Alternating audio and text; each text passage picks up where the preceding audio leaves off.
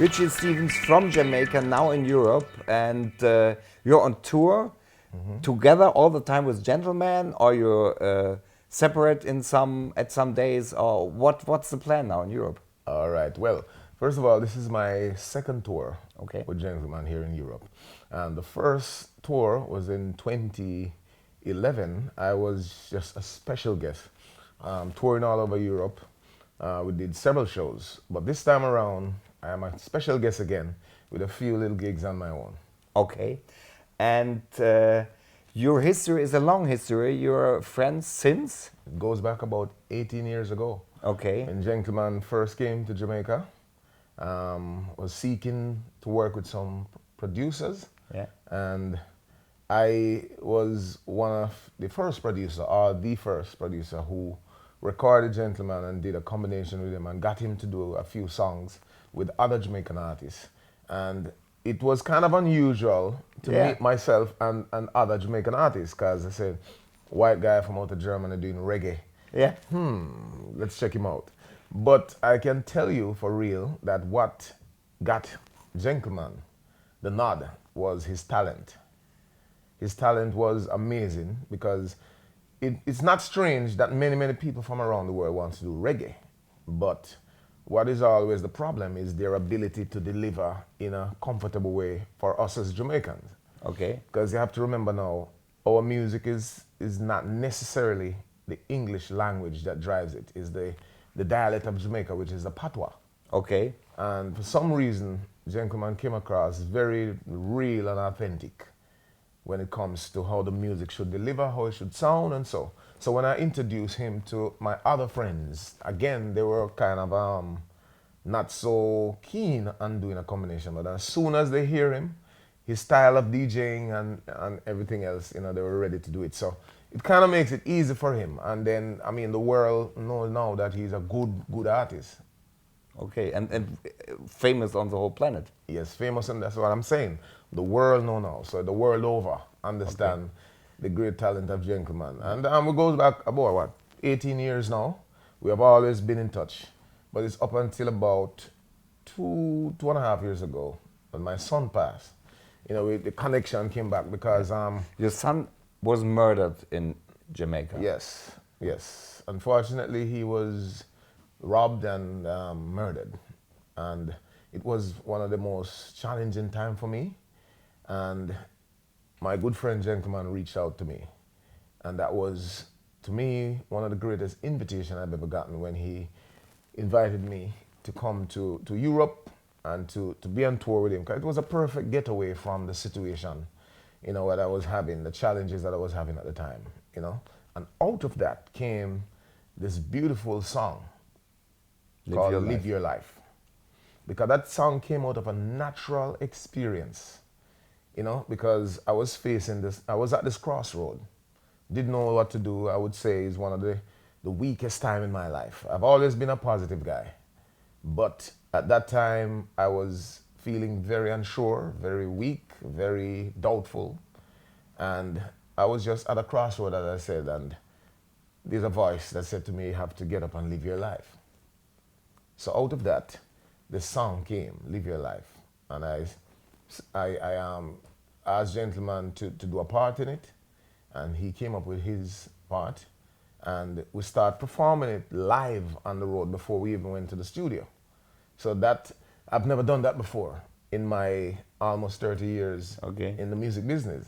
I've never done that. I've never approached a song like that. And it was Gentleman's suggestion about, well, the song is so natural and it feels so good that we should include it in our set list. And we started doing it, and it became a hit in the set list.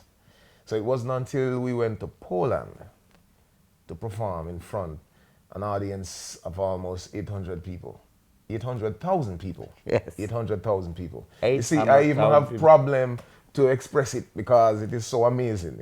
800,000. 200,000 less than a million people. I've never known that is possible, but it happened in Woodstock in Poland, and we performed the song. I mean, people can still check it out on YouTube. The proof is there, and it was amazing. It's one of my greatest musical experience. So we did that, and out of that came a video that people are still watching, people are still amazed by it. I am still watching, I'm still amazed by it. And I hope you saw it, you seen it before? I saw it, yes, it's Okay. impressive, it's fantastic. Okay, so people can just view it, just live your life. Richie Stephens and gentlemen.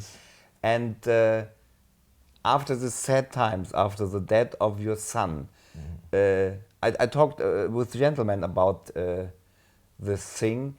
Is it something your son give you back, this experience you have with this song? Well, a lot of people refer to my son as my guardian angel now. Okay. Because, first of all, it's not my biological son. Yeah. It's an adopted son, unofficially adopted, because I went to the countryside in Jamaica. I live in the city, so I went to the countryside in my hometown, and I met the 7-year-old kid. And he was talking to me and reasoning with me like someone who's 20. And I was blown away by his intelligence and his ability to convince someone such as me. And I took him back to the city, which was about 4 hours from where I was. And from that day on, he has been with me for some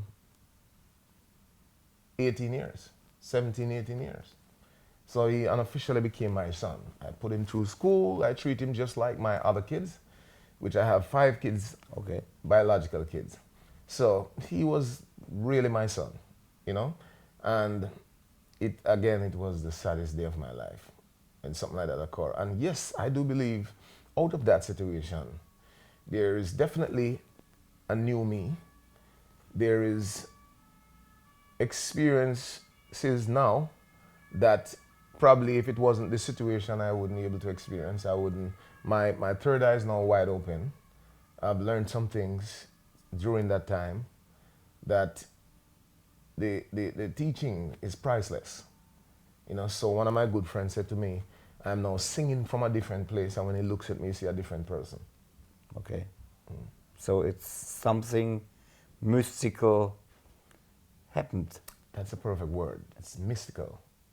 It's a mystical thing happened. I can't explain it in plain words, but his death it means something else. It's really a very different kind of experience I'm now experiencing in life. Okay. Do you feel it? You have a new album? Yes. It's called Real Reggae Music. Real Reggae Music? Yes. Do you feel this still? You have still this feeling you are singing from another place? Well, you know what? That is what most of there's one friend that I have that always been singing it. And now I'm hearing it from other friends and fans. That there's something new about my musical approach. And what it is for me is more discipline, is more time into my music. And whatever it's perceived to be, that's what it is. But this album, Real Reggae Music, let me tell you about the concept. It's a concept of which we're going back to the basic. There are some rhythms on it, some rhythm tracks that was built from in the 60s, and we got some of those from the producer himself and wrote some songs to it. And the one that's recreated are basically done in the original fashion. So you get the hardcore root of reggae music, whether it's in a cultural form or a lovers rock form, but that's what the concept of the album is about.